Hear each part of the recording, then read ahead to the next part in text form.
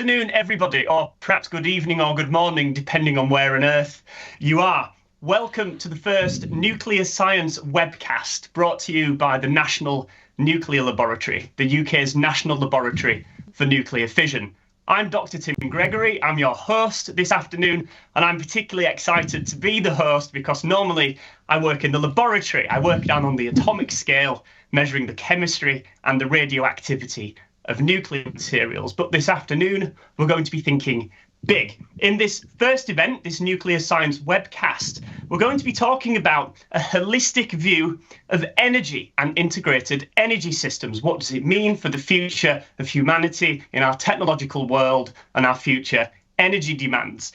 To answer this question and shed some light on the topic, we're joined by an expert panel of 4, each with their own particular area of expertise, their own knowledge base, and their own experience and perspective on the topic. And so to start things off, I'd like to introduce our guests. I'd like to invite our guests to introduce themselves, starting with you, Jon. Thank you very much, Tim. Great to be here. I'm Jon Saltmarsh. I'm Chief Technology Officer at the Energy Systems Catapult. Catapult was set up by UK government to accelerate the innovation needed to deliver net zero. We're an independent research organisation that supports innovators. We provide advice to government on regulators, and we undertake the difficult work that needs to be done once to ensure that we actually meet our net zero targets. So that's me. Good morning and good afternoon. Thank you. My name is Shannon Bragg-Sitton. I work at Idaho National Laboratory in the United States, which is the U.S. Department of Energy Nuclear Energy Laboratory. At INL, I serve as a division director for integrated energy and storage systems. I'm a nuclear engineer by training and by PhD, but my division covers the non-nuclear aspects of these integrated energy systems, looking into electric vehicles and energy storage, power and energy systems, as well as hydrogen production. So thank you so much for the opportunity to be a part of this today. All right. Thank you, Tim, for allowing me to be on this webcast. My name is Emma Wong. I am the Senior Nuclear Technology and Innovation Advisor at the Nuclear Energy Agency in Paris. I'm currently on loan from the Electric Power Research Institute, another international organization. And at the Nuclear Energy Agency, we're looking at how to accelerate and deploy, looking at nuclear development of technologies and looking at the economics as well.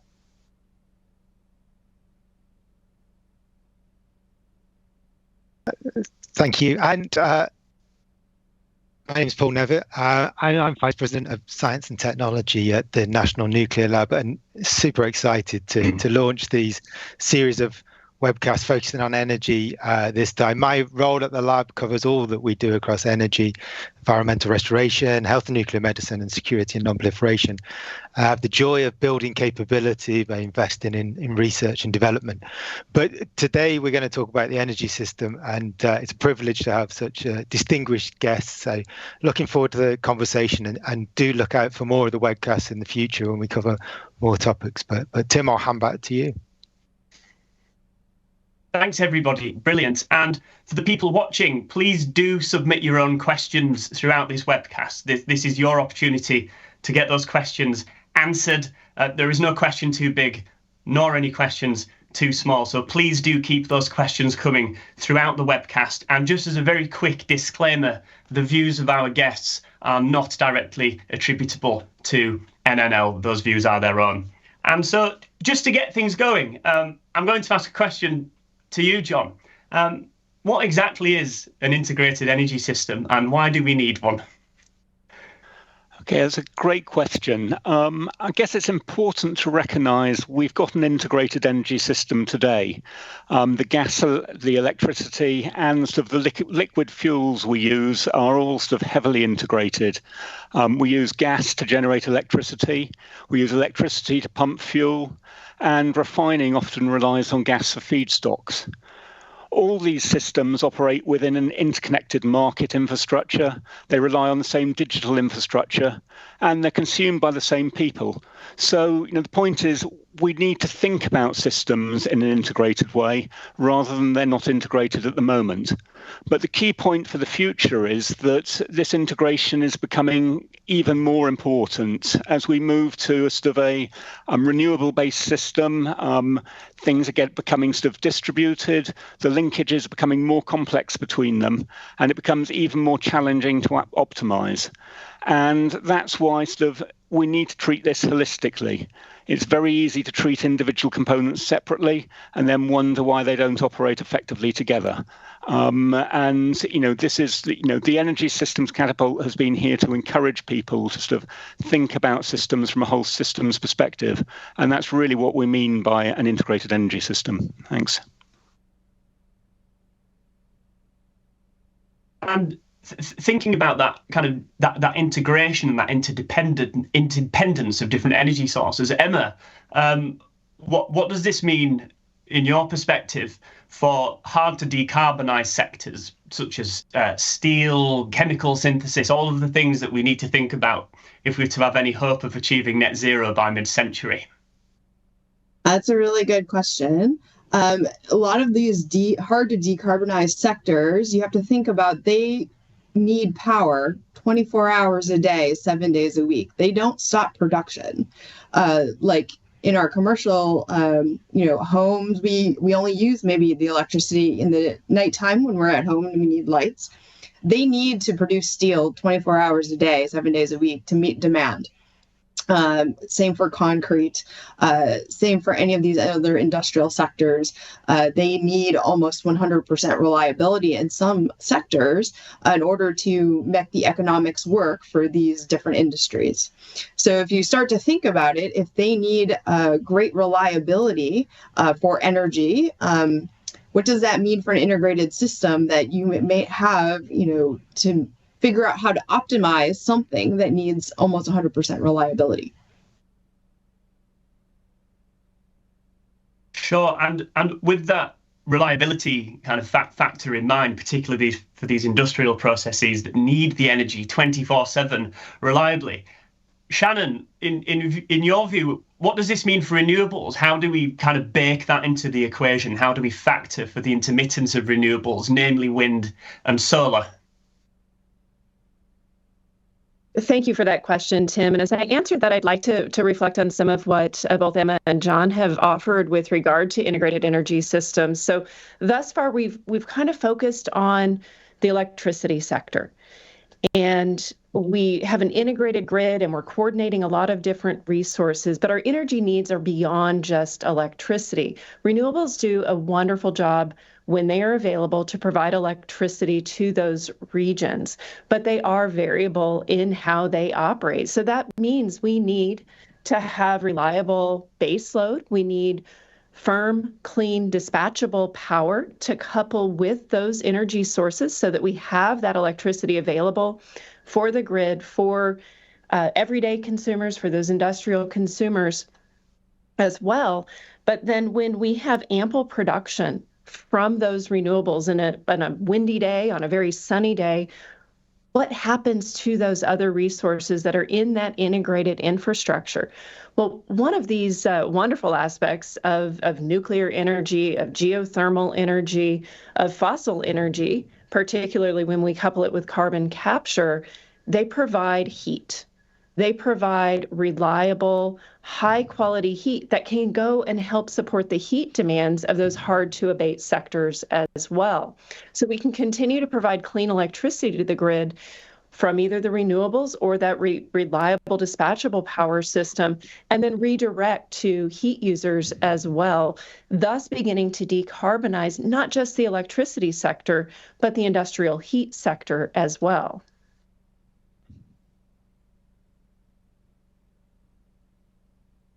You just kind of briefly touched on something that's often overlooked in this kind of conversation, which is the role of that heat, that high quality heat that can be used for hydrogen generation, industrial processes, and nuclear, of course, does produce heat, high quality heat that we can use for these purposes. Paul, what sort of role do you envisage nuclear having when it comes to this kind of holistic view of reliable energy that we can use to reach these hard to decarbonize sectors? Yeah, thanks, Tim. And as responsible for science and technology at the National Nuclear Lab, you'd expect me to say a significant role for nuclear in a future energy system. So I will say that. But it's not just me, and it's not just the nuclear sector now saying what's the role for nuclear going forward. It's the IPCC, the Intergovernmental Panel on Climate Change. It's the IEA. It's all credible modelling scenarios now that take us to a credible pathway to achieve the energy systems, the decarbonised energy systems of the future. Yes, nuclear will have a large role to play in electricity and decarbonise as we electrify. Electrification will be incredibly important, as is set out by Jon and Emma and Shannon already. And we've set in the UK to set a target of up to 24 gigawatt, moving from, we're currently about 6 gigawatt capacity, so incredible amounts of up. But still, that would be around 20%, 25% of total generation of electricity. Similarly, on the global scale, 20 plus countries came together at COP28 to commit to tripling nuclear. And that still keeps us at the same percentage pretty much globally to where we are now, given the increase in electrification across the world. But you're quite right, and has already been raised, we produce high quality heat. So given that about 70+% is from non-electric application to decarbonise, what role can nuclear play in supporting that decarbonisation? I think that's the challenge. I don't think it's straightforward. There's a lot of nice graphs that say nuclear energy produces this temperature, therefore it can decarbonise this. It's not that simple. What we need to do is that integrated approach, working with the industries as they get into the detail of these decarbonisation pathways for the industries. Each of the industries, I think there was a stat that I came across, I think it might have been from the IEA, but of global industry, I think still around 50% of industry do not have a decarbonisation pathway set out. So that's an opportunity to support those industries on that pathway going forward. So 3 things for me for nuclear to play a role. It's be part of that integrated planning. It's the backbone of electrification. Do that job by life extension and new construction of existing build. And the third one is the role beyond electricity. And that's potentially the role, not just for existing technology, but what can potentially higher temperature reactor systems. And I'd love to talk more about that as we go through the discussion of the wider energy system. But a big role, excited. It's an incredibly exciting time, if one of a massive challenge to decarbonise an integrated energy system. I think something that you just touched on there was the phrase beyond electricity, because often these sorts of conversations are framed in the context of decarbonising the grid, which is, of course, just one part of the energy system. I was wondering this is an open question to the 4 of you. We've had a question from Jasmine Cooper, which is, what are your views on nuclear energy for hydrogen production? And just to add my own question onto the end of that, what are your views on how hydrogen fits into this integrated energy system and net zero? Because despite it being one of the primordial elements in the universe, hydrogen's kind of the new kid on the block. There's a lot of hype around it. Does it live up to the hype? What role does it have to play? And what role will nuclear play in that? I'll go ahead and jump in on that. Hydrogen, why do we focus so much on hydrogen initially? It's because of hydrogen's ability to be a highly versatile energy carrier. When we start looking at the role of hydrogen, we can look at it as an energy producer. It can be combusted alongside natural gas, moving toward higher percentages of hydrogen, thus being much cleaner in electricity production. But one of my colleagues likes to say that that's kind of the low-hanging fruit, and it's throwing energy away, because we're taking electricity to produce hydrogen only to produce electricity again, and there's a lot of losses. But that hydrogen can be an energy storage means, a chemical energy storage means that can then be moved to other molecules, such as ammonia. It can be moved to the place that it's needed. So it provides us a pathway to ammonia-based fertilizer production. It provides us a pathway to that clean steel that we mentioned previously. If we go through a clean hydrogen route and do direct reduction of iron, we can reduce the emissions from steel manufacturing by 90%. relative to standard approaches. That is a huge win, and we need to think about that. Hydrogen begins to open doors to many chemical production pathways, but it's not the end-all be-all. It's not the only thing we can do. It's just a step along the path. So how do we produce hydrogen currently? Right now, about 95% of the hydrogen in the world is produced from steam methane reforming, taking natural gas, breaking it into its constituent components, and thus producing a lot of carbon dioxide in the process. There are other pathways to hydrogen production, such as electrolysis, whether it be water electrolysis that can use clean electrons that come from renewables or nuclear, or you can use steam electrolysis, which is higher efficiency overall than that low temperature water electrolysis, getting up to 25-30% more efficient. And we can use that high quality heat from resources such as nuclear energy to break down that steam into hydrogen and its co-product oxygen, which can then also be used in these chemical pathways. So hydrogen opens the door to decarbonization of many of these challenging industries, and it gives us a pathway toward production of clean peak power as well. We could even go down the line of talking about synthetic fuels, where we use captured CO2 to create cleaner fuel systems that then begin to close the carbon cycle for those really difficult to decarbonize sectors like aviation. Yeah, that's kind of an amazing thought, using hydrogen to make ammonia that we would then eat. It kind of just goes to show how deeply this problem runs across the globe. Jon, I think you had your hand up with something to say about hydrogen. What do you think? Well, I think Shannon has said an awful lot of it. I mean, you mentioned in your question hype, and I think we do need to recognise that, there is a hype associated with hydrogen. It has, some huge opportunities, particularly around being able to store energy for another moment in time, and actually moving energy around quite cost effectively compared to electricity, for example. So it's probably got lots of roles to play, but equally there are places where hydrogen probably isn't going to have a significant role. And, I think there is just a lot of debate going on here. That's part of the reason it makes it quite so interesting, is that no one really knows how significant a role hydrogen is going to have in the future. But, it is going to be hugely important for being able to transform electricity into a medium that you can store and back again for longer durations. The storing hydrogen is probably 1/100th the cost of storing electricity in batteries, and so for durations of more than a day, probably makes a huge sense there. But I think Shannon has said most of what I was going to say. You kind of touched nicely on a topic there that segues nicely into a question that Antonia has submitted. She makes the point that we're pretty good at transporting electricity from where it's generated to where it's needed using transmission lines, but heat is much more difficult to transport because it likes to escape. It likes to disappear and dissipate.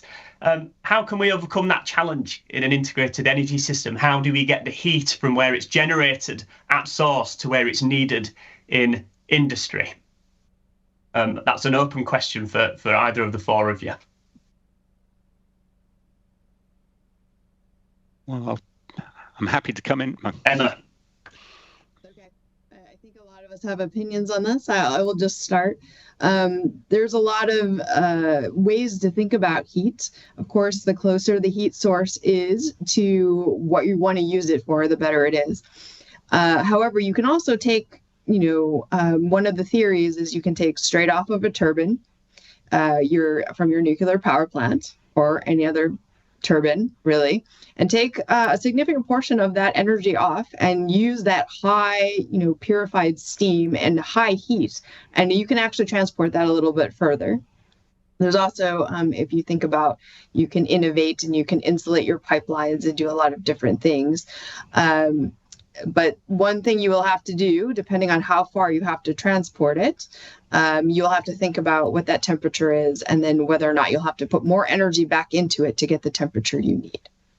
And so I think I'm going to pass it to Paul now. I think he has some additional insights on this.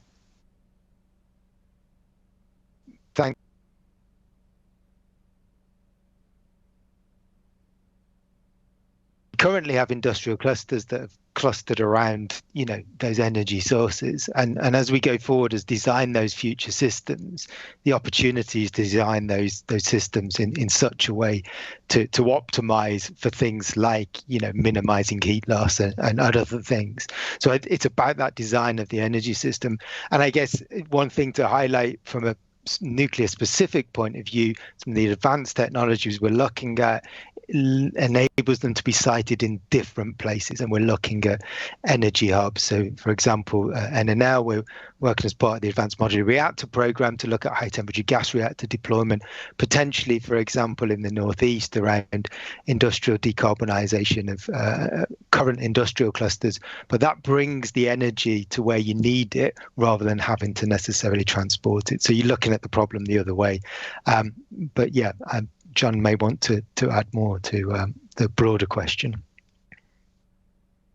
I think I think actually Shannon wanted to come in. Yeah, I was just going to add. Paul started to talk about that, putting that energy source where it's needed at those industrial clusters. One thing that enables that is the size of these systems and the variability of the size of these new nuclear systems. So our traditional nuclear energy systems are very large. They're on the order of a gigawatt of electricity production. But when we start looking at the newer technologies, these come in many different sizes, down to a megawatt, a few megawatts, or a few hundred megawatts, such that they have more ability to be co-located. They take less land. They can be dropped in where they're needed, even in existing facilities, existing infrastructures, and operate with a much smaller exclusion zone around them than what our traditional plants have. This changes the game, essentially, on how we bring these systems to the location that they are needed. Another comment that I'd like to add, because there is a misconception out there, is how high of a temperature do we need from that heat source? How high of a temperature do we need from that reactor? Although we can be higher efficiency when we have a higher temperature being produced at the start, say from a high temperature gas-cooled reactor, we can do a lot with lower temperature reactors, whether they be liquid metal-cooled or water-cooled systems, through heat augmentation, through electrification and electrified heating to add and boost that temperature. But another misconception, going back to the hydrogen question, that high temperature steam electrolysis doesn't actually need a high temperature source. We actually feed 150 degrees steam to our high temperature electrolysis system because there's so much heat recuperation within that system itself that we can actually support that with lower temperature nuclear technologies or even geothermal technologies when we have a high temperature source. So something to consider is, how do we get to those high temperatures? It may not just be one-to-one, but have some steps in between.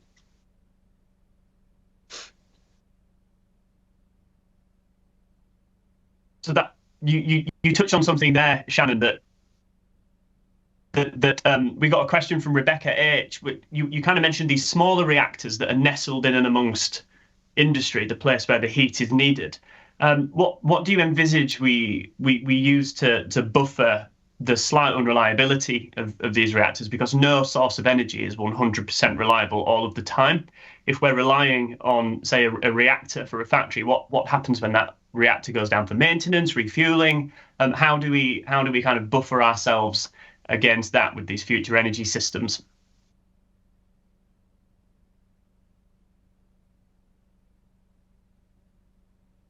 I think we're all trying to be polite and let others answer. Jon, I'll hand it to you. Shall I come in? I think I think we mustn't underplay the role of heat networks in a lot of this. I know it's very expensive to move heat around by pipe or by network, but in terms of providing reliability and looking at things from a systems perspective, there is huge benefits to being able to transfer heat or any other source and be able to rely on 2 or 3 sources of generation. So the more integrated we can make our heat networks, rather than simply supplying a factory and a few buildings, but make them more significant on a sort of citywide scale, the more resilient they become, and you start addressing those problems. So that's a good place to start. Equally, in a lot of cases, there are other forms of energy on these sites. You can have backup from, for example, gas. So you're using your heat from nuclear sources when they're working, but if you have sort of a few days or weeks where you're having to burn natural gas still, that's perhaps not it doesn't completely sort of ruin getting to net zero. But I'll let Karen come in.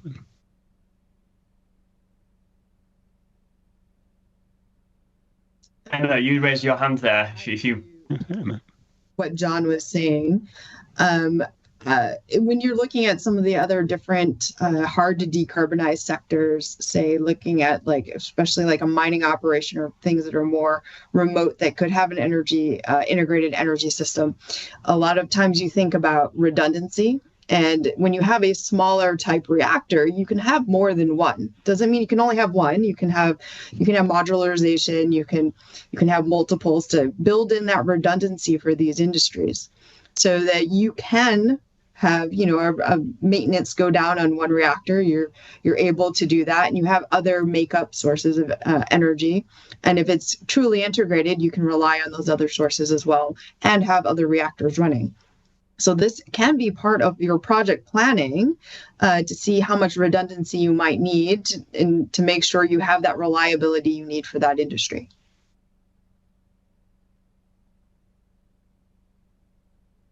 If I might add just one small piece to that, I was going to speak to modularity and multiple module systems, but I think we also have to keep in mind here the incredible capacity factors that are offered by these technologies. I know the numbers for the US. I don't know my global numbers very well, unfortunately, but fleet-wide, across the nuclear fleet in the United States, we have a capacity factor of about 92%, meaning 92% of the time it is producing energy. Other energy sources have different capacity factors that require different levels of redundancy. Yes, we have refueling outages. Yes, we have maintenance outages, and those can be managed by the methods that Emma and Jon have spoken to. But we're talking about a very highly reliable energy system that requires fewer redundancies than some of the other alternatives. But working together, they fill one another's gaps quite well to ensure that we have energy where it's needed and when it's needed. Coming what's been said around that, I think one element to add into this is we need to ensure we're looking at making something that's economically and market viable as well, because we can come up with the technology solutions, but for some of the industries that they've got to operate to produce products at a price.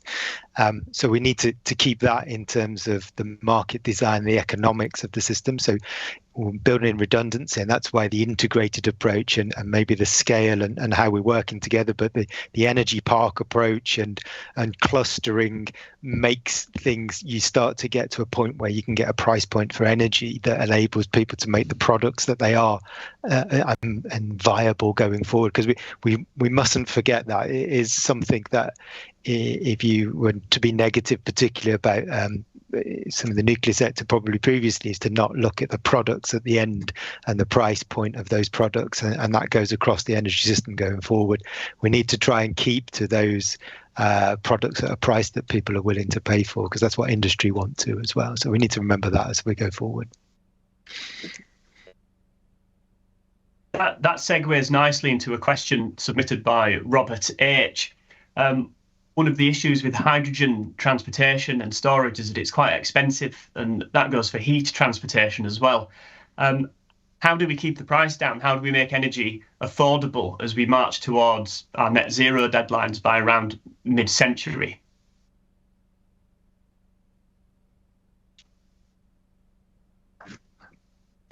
I'll go ahead and just get things started here. How do we keep things affordable?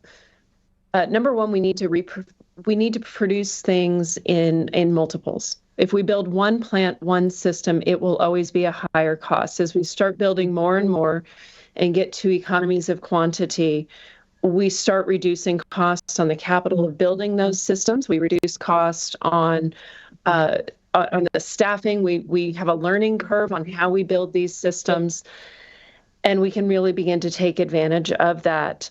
Co-location, as we've already mentioned, can reduce costs of transport of these energy products such as heat and hydrogen. Electrons are much easier to transport, but we have to remember that the cost of the transmission and distribution network is significant. That's something that has to be brought into system costs when we start looking holistically at our energy solutions of today and of the future. We have to look at end-to-end from the start to the finish of the technology and how we move energy from all of those components. If we look at a grid that maybe has a very high fraction of renewables, we have to remember that there's regionality to the production there, and additional cost will be costs associated with transmission and distribution as well as energy storage. Those are equitable to those costs on heat transport, hydrogen transport. Doing things more than once brings down costs, doing things more efficiently, sharing of knowledge across these different organizations we have represented here and more globally will also help us to reduce costs overall. And I'm sure others have plenty more to say on that. Jon, over to you. Yeah, thanks. I mean, couldn't agree more with all the points Shannon made there. I would sort of add that we need to look at the whole sort of system, and that's not just the costs of sort of comparing sort of OPEX with CAPEX, but it's the costs of inaction as well. And since 2006, we've had reports demonstrating the economic costs of the impact of climate change, and that these are sort of completely dwarfing the costs of actually sort of taking sort of action today to reduce those impacts. And it's all very well to say my energy costs might go up a little bit, but in reality that needs to be traded off against of huge increases in the costs of defence and security if we end up with sort of regional instability and breakdown of civilization in parts of the world caused by mass migration. So wherever you draw your system boundary, you can probably draw it slightly wider and bring more costs into the equation. Paul, over to you. I think it's difficult to communicate, but it's really important to look at the system cost as well.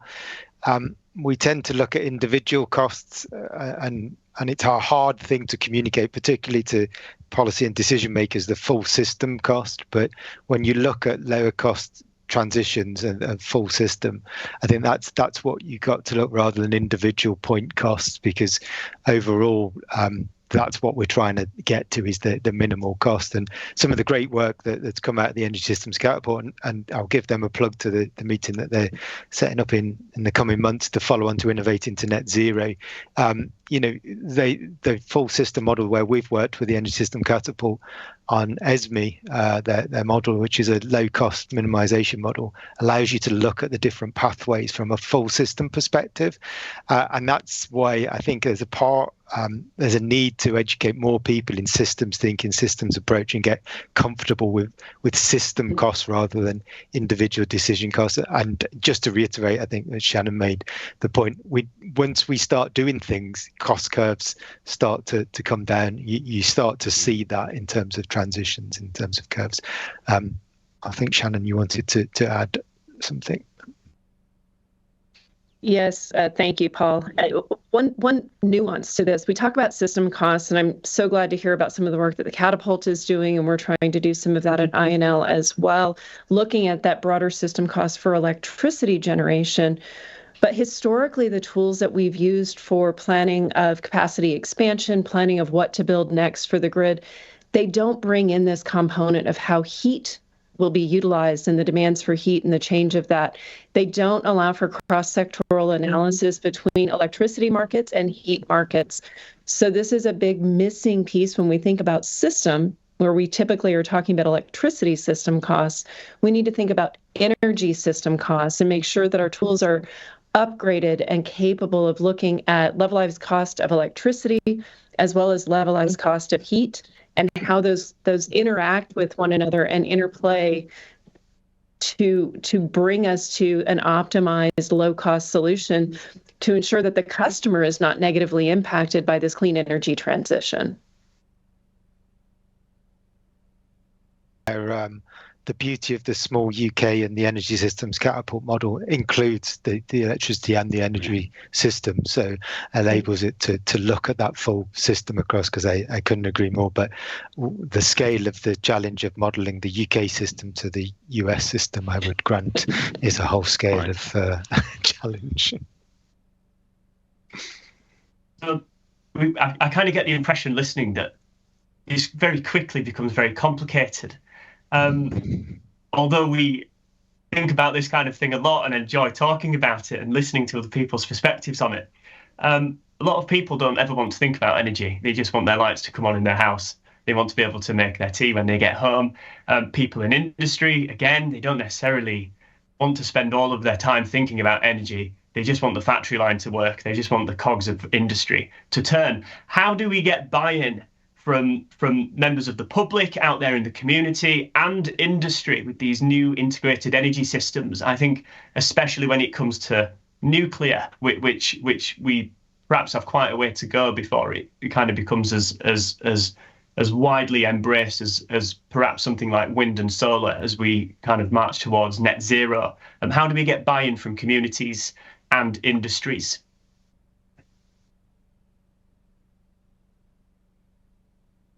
Emma, let's start with you. I can start with this, and then I'm sure all of my colleagues here have plenty to say on this. A lot of times we've historically been thinking, these industries need to come to us to learn about nuclear, but we really need to go to them. I've started going out to different industries and talking about just what is nuclear.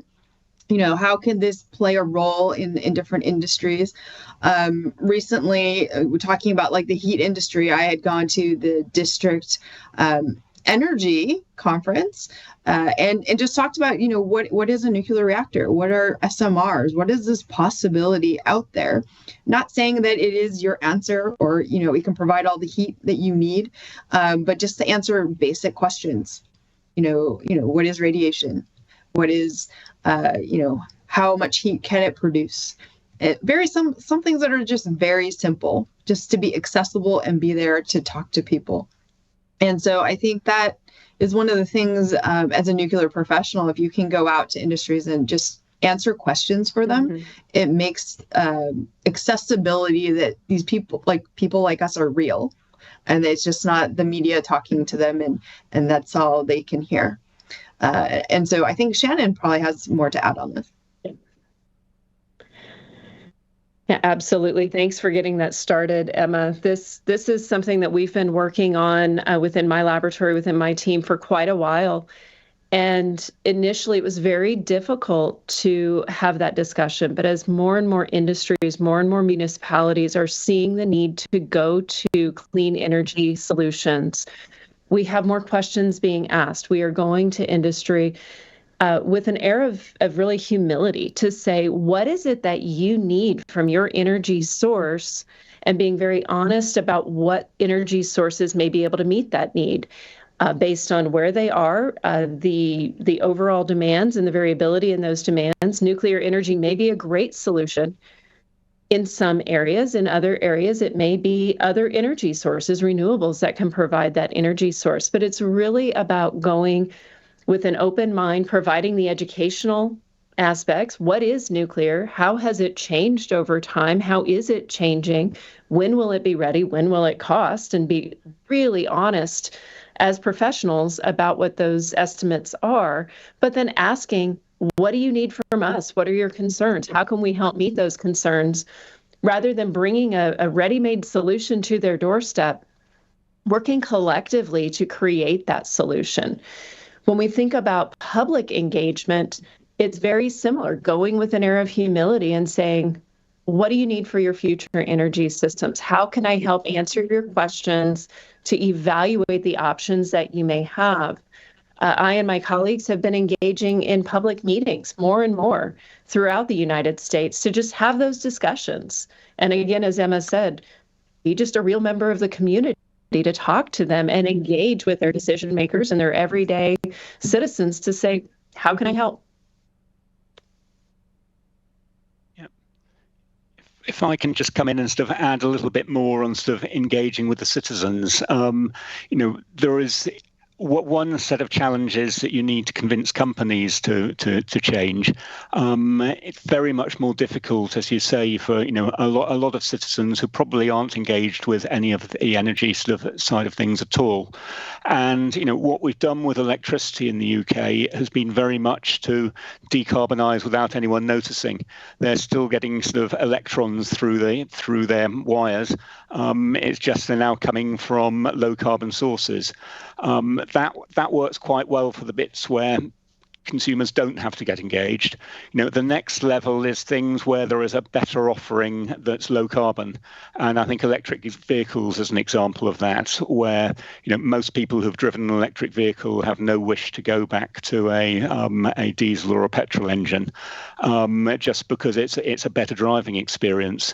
The real challenge we've been facing within the Energy Systems Catapult is to get people or help people to want to change their heating systems, where the solutions that they are being presented with are very different to what they're used to today. Moving from a gas boiler to a heat pump is a big change. It has a lot of sort of disruptive impact, and it's very difficult to come up with sort of good reasons why it's giving you a better experience. And that's the real challenge that we're facing at the moment is, how do we get people to engage with, with changing their heating systems and recognizing that, giving them offerings in effect that are better than and cheaper than what they've got today. Because in a lot of cases, that's really the only way that you're going to get people to actually want to change. You can force them to change, but that's not a good way to sort of, achieve sort of public engagement and, eventually you get a sort of political backlash. So, the key point is to find ways to help people want to change, make it easy for them to do so, and make the results even better than they had before. For sure. I mean, it kind of all comes from people being on board with this in the public. We got a question about something more on the kind of regulatory side of things. This was asked by Jessica B for you, Emma. How does nuclear regulation need to change as we move towards an integrated energy system? And does it need to change, in fact? What are your views on that? Well, this is an international audience, so every different country around the world who wants to have a nuclear power source has their own regulations, right? So I can't speak in general on everything, but I think what will really take is a conversation between the regulator and these energy systems on whether or not there needs to be change in the regulatory system. I would think that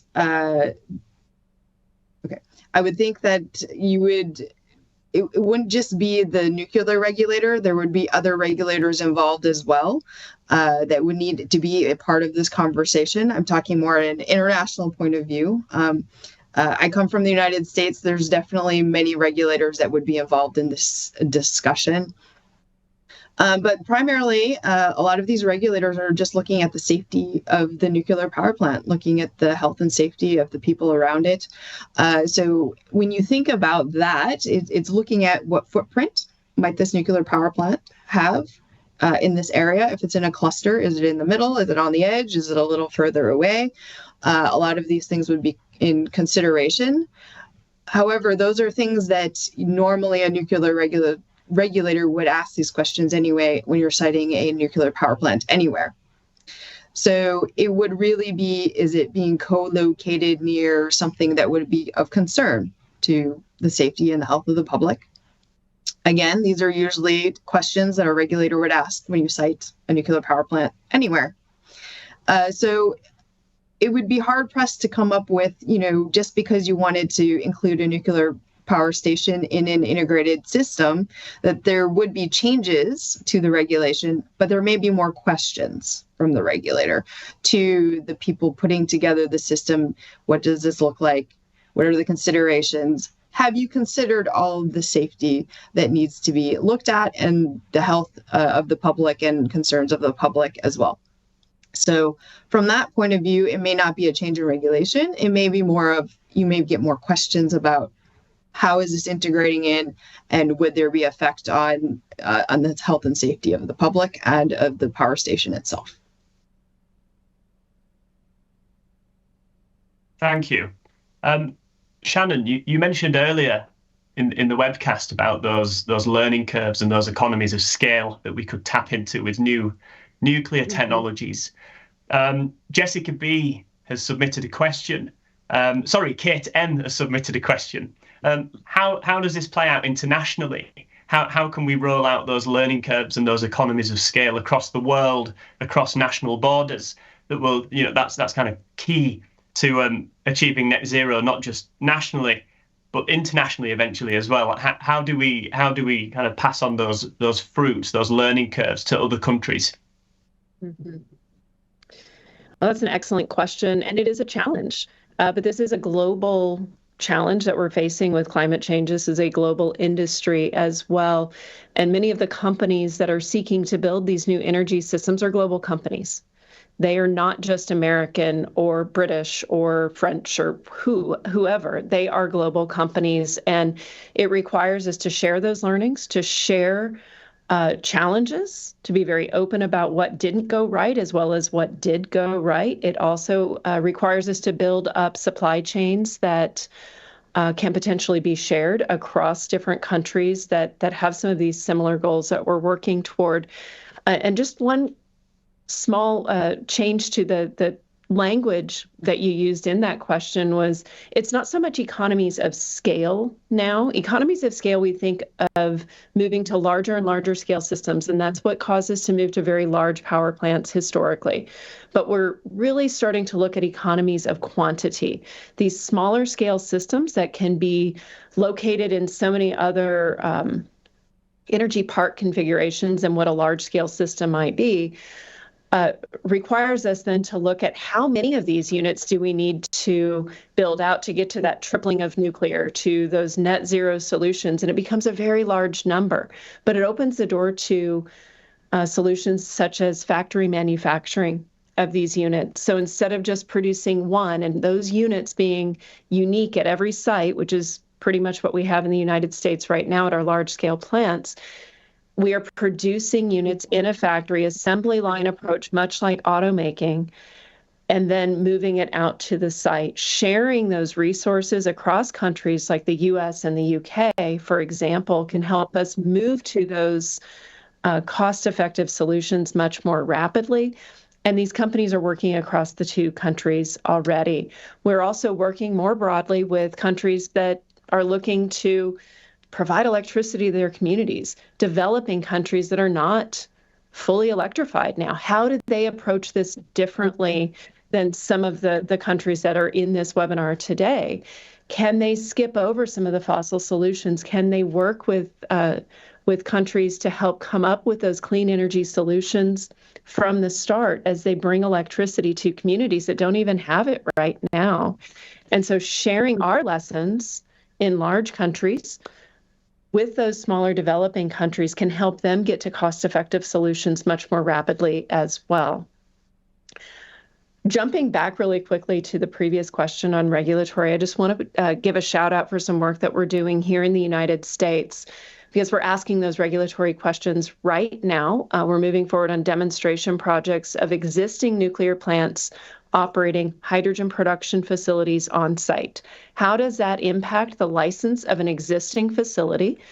So we've done probabilistic risk assessment to understand what new external events could occur that could impact that nuclear plant, or a nuclear plant event that could impact the hydrogen plant. So we're evaluating that alongside the regulator, and have put together a research group called the Hydrogen Regulatory Research Group, working specifically with light water reactor operators that are installing these systems at their sites, and now also bringing into that advanced reactor developers to consider these same operations. So the individuals in that group are operators, they're regulators, they're technology providers, that have worked with these to ensure that we don't have major regulatory hurdles as we go to larger scale integrated systems. I love that distinction between economies of scale and economies of quantity. That's brilliant. It's kind of related to that, those economies of quantity making things cheaper. What do we envisage that means for making nuclear faster? Because Antonia has submitted a question that kind of alludes to the meme that nuclear takes too long. How can nuclear help with rapid decarbonisation? It's a stereotype that nuclear takes too long to build.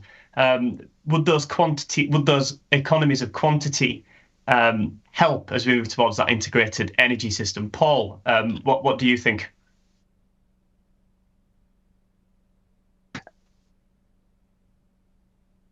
Oh dear. We've lost your audio. Perhaps we can go to Jon. No. Oh, there it is. He's back. Am I back now? Can you hear me? Oh, you're back. You're back. So I was saying it doesn't help when you just build one-offs. And we haven't built, and it's not just nuclear. Like big projects, big programs in the UK. We're learning, and what you do to build things faster is there's learning curves.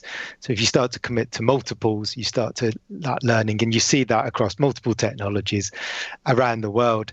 And actually, the data put out by the World Nuclear Organization, I think the median build time is, I think it's 5.5, 6 years. I think across build time across large nuclear plants. So yes, we do need to reduce the build time. That will come when we start to build more. We've seen that in other countries. Mm-hmm. The move to smaller and advanced gives you the potential to build more quickly, although you get more time to get to the same gigawatt level clearly, but that helps you in terms of increasing the speed. But the other thing I would say is the advantage of nuclear is that these operate for 60, 80, 100 years when built, and the decarbonisation and the climate challenge isn't to 2050, it's beyond. So we need to plan beyond, and I think it's still true that I think apart from Sizewell B in the UK, every electricity generating technology currently operating in the UK won't be operating in 2050. So we need to build a lot and to start building quickly. But there's evidence now around the world, I think, just to build on some of the things that have been said, the learning of programmatic approach and learning to share around the world, we understand that. I think it's the commitment to build where we've seen that in the UAE. The learning even we've seen between Hinkley Point from the start to the end of the project, offshore wind, we know that.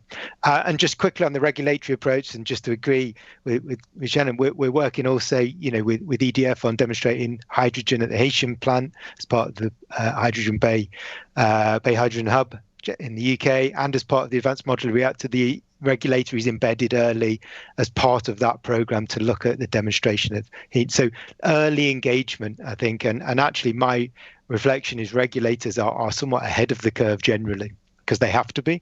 So, but they want to be engaged early in the process, and that's what we're trying to do in the UK.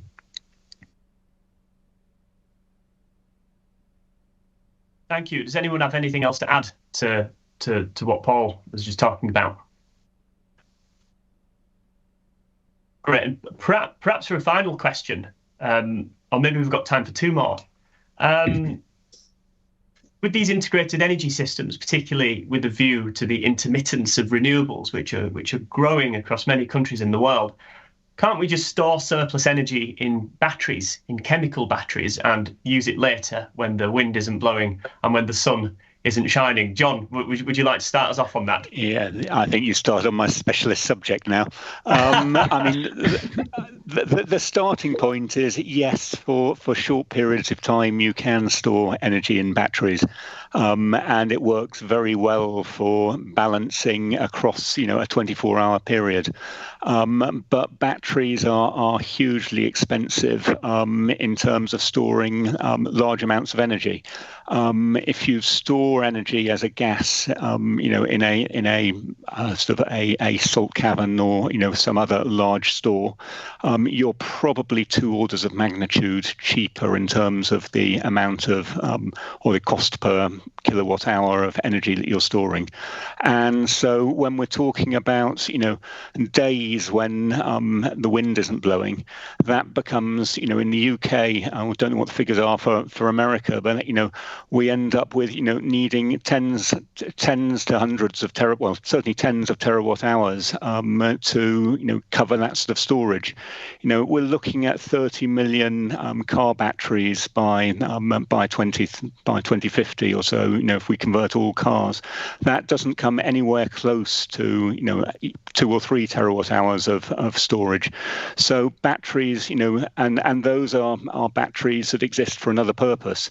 The idea that we're going to build a whole load of batteries to store energy is not the right answer for longer duration.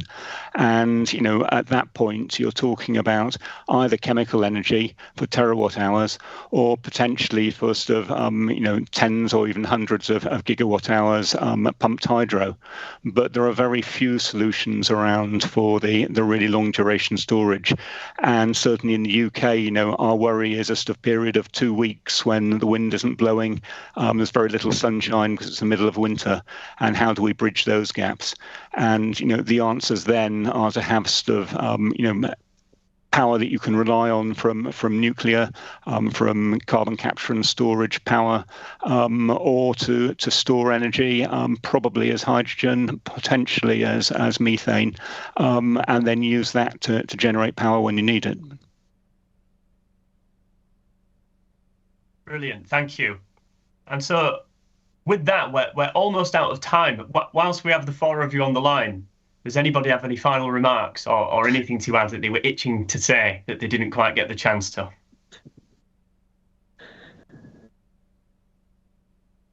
I'll just wrap up my comments with one statement that we have a huge challenge ahead of us to get to a net zero energy solution, electricity, industry, transportation. This is an enormous challenge.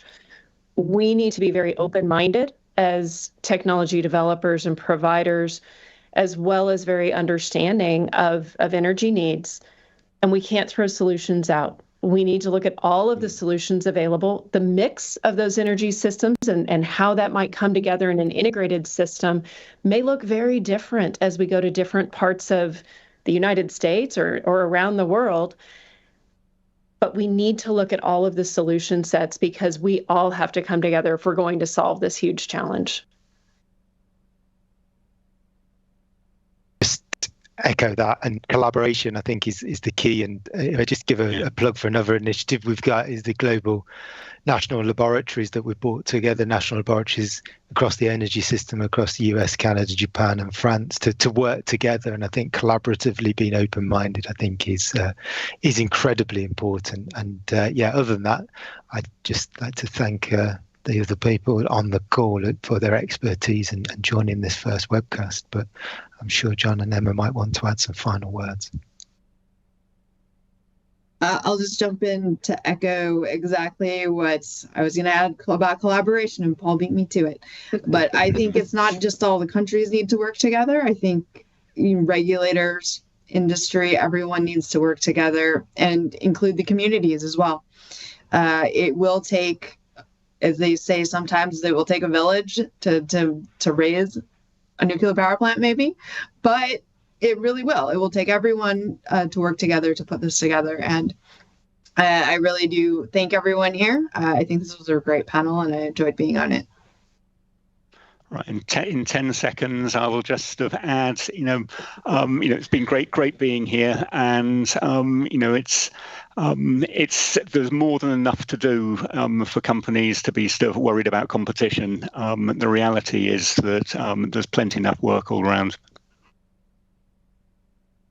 Brilliant, thank you everybody. And perhaps as a final word, we've had a a comment through the chat from David E, who points out that Unit 2 at Hinkley Point C didn't take as long as Unit 1. And so there's that economy of quantity already taking shape after only 2 nuclear reactors. So the future's in good hands. We've got it.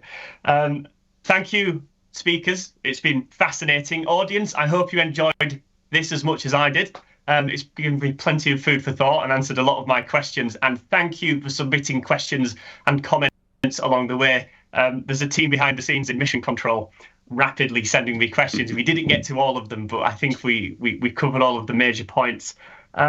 This is the first webcast in a series, and round about now you should be seeing a pop-up on your screen where you can submit feedback. Please do tell us what you liked about this, and please tell us what you don't like. It will mean that for the next one, we'll be able to do more of the good things and fewer of the bad things. And so with that, thank you once again, speakers. Thank you, audience. It's been a pleasure. Bye-bye for now. See you next time.